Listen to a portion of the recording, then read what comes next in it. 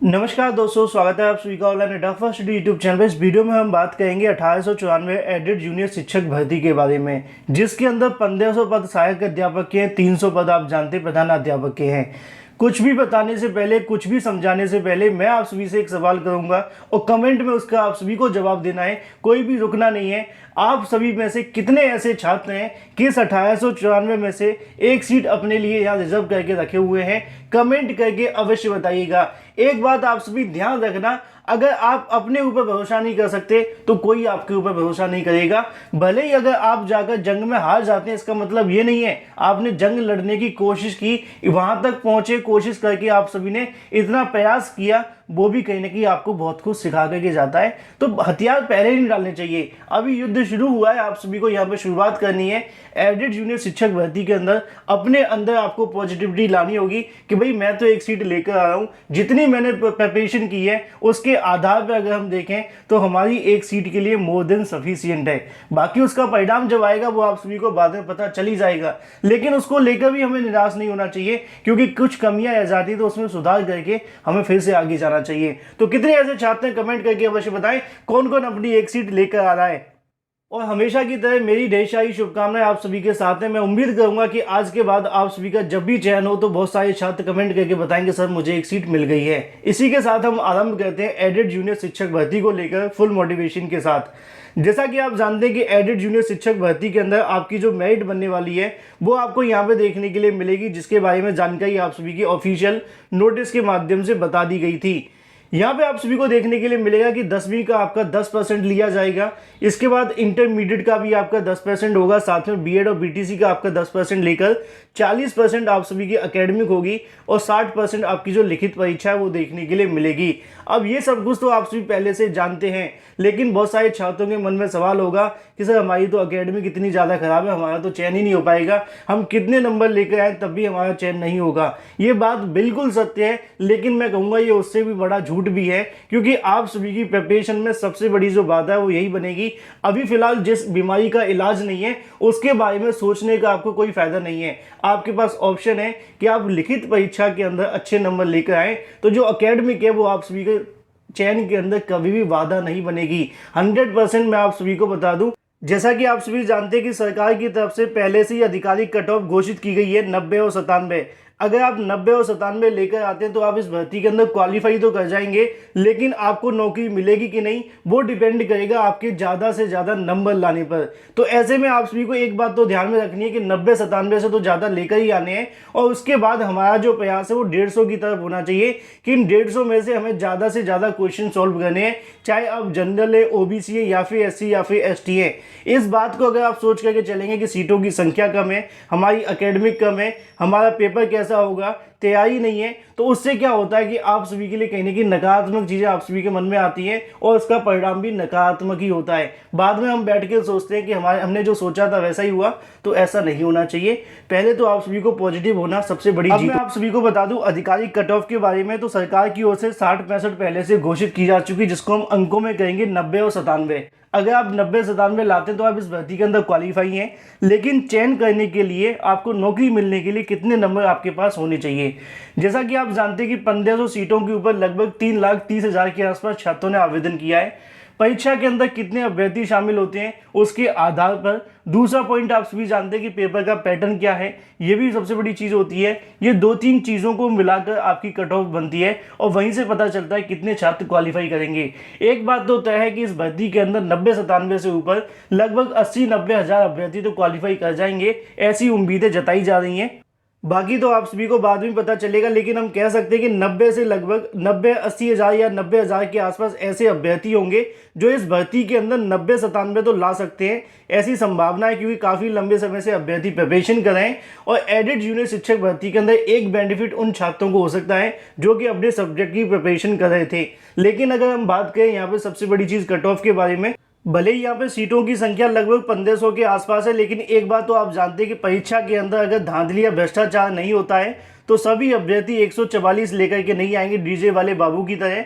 ज़्यादातर जो अभ्यर्थी का स्कोर होता है मेहनत करने वाले छात्रों का, वो मुझे ऐसा लगता है कि 120, 125 या फिर मोर देन 130 के आसपास हो सकता है। इससे ज़्यादा तो नहीं जाता है मेहनत करने वाले छात्रों के लिए, इतना स्कोर भी बहुत ज़्यादा हो जाता है 130 के आसपास।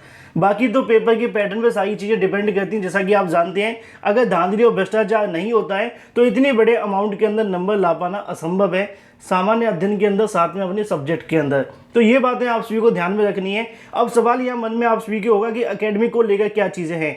बहुत सारे छात्र अपनी एकेडमिक को लेकर परेशान रहते हैं कि सर हमारी कितनी एकेडमिक है और इतनी कम एकेडमिक पे कैसे हम अपने अच्छे स्कोर के साथ यहाँ चयन कर सकते हैं।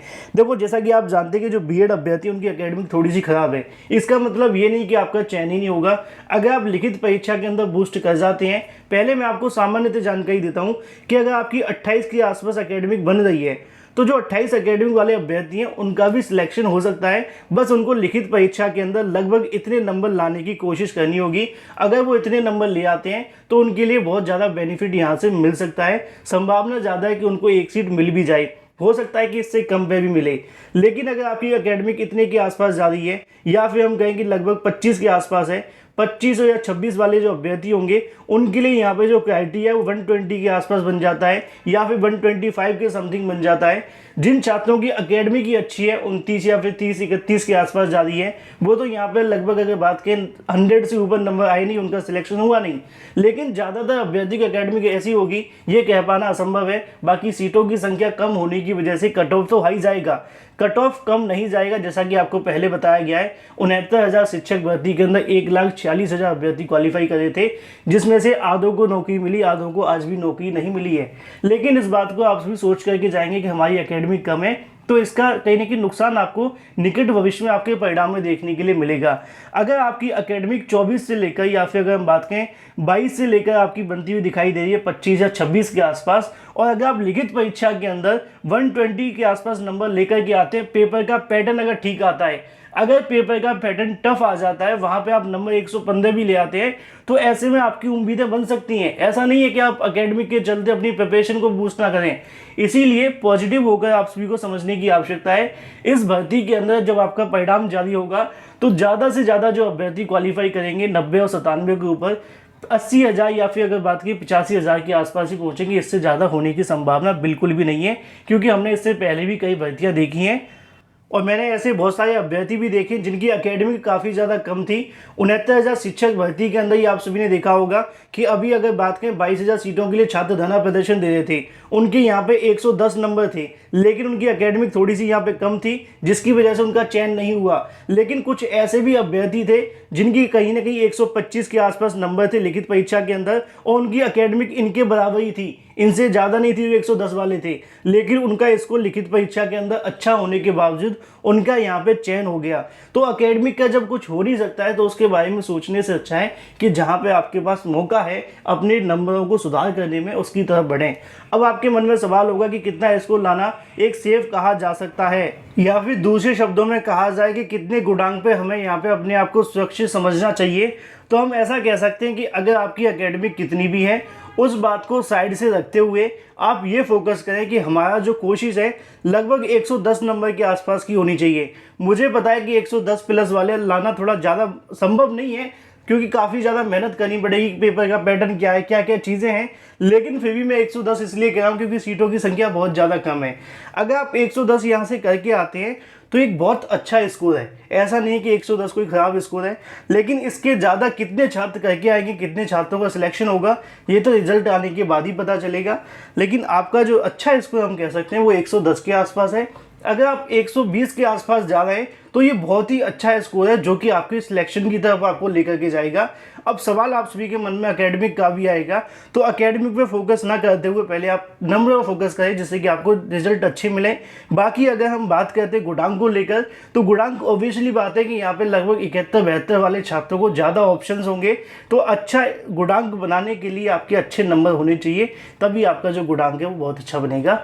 तो ऐसे में आप सभी समझ सकते हैं कि अगर आपका जो टारगेट है वो 110 प्लस का है और आप सच में 110 प्लस लेकर के आते हैं तो बहुत अच्छा स्कोर आपका कहलाएगा और इससे जितना ऊपर आप जा सकते हैं उतना आप सभी अपनी सीट के करीब जाते हुए दिखाई देंगे। मुझे उम्मीद है कि आप सभी के सारे सवालों के जवाब मिल गए होंगे। बाकी जैसे ही यहाँ पे आपका परीक्षा मतलब हो जाती है उसके बाद में जो चीज़ें होंगी, क्या क्या देखने के लिए मिलती हैं, क्या परीक्षा के अंदर हुआ और क्या क्या मतलब कि आपकी परीक्षा में पैटर्न के अंदर देखने के लिए मिला, वो सारी चीज़ें हम बाद में एनालाइज करेंगे। बाकी अगर आपके मन में कोई सवाल है तो कमेंट करके पूछ सकते हैं। वीडियो को लाइक कर दें, साथ ही शेयर कर दें और चैनल को सब्सक्राइब करना बिल्कुल ना भूलें।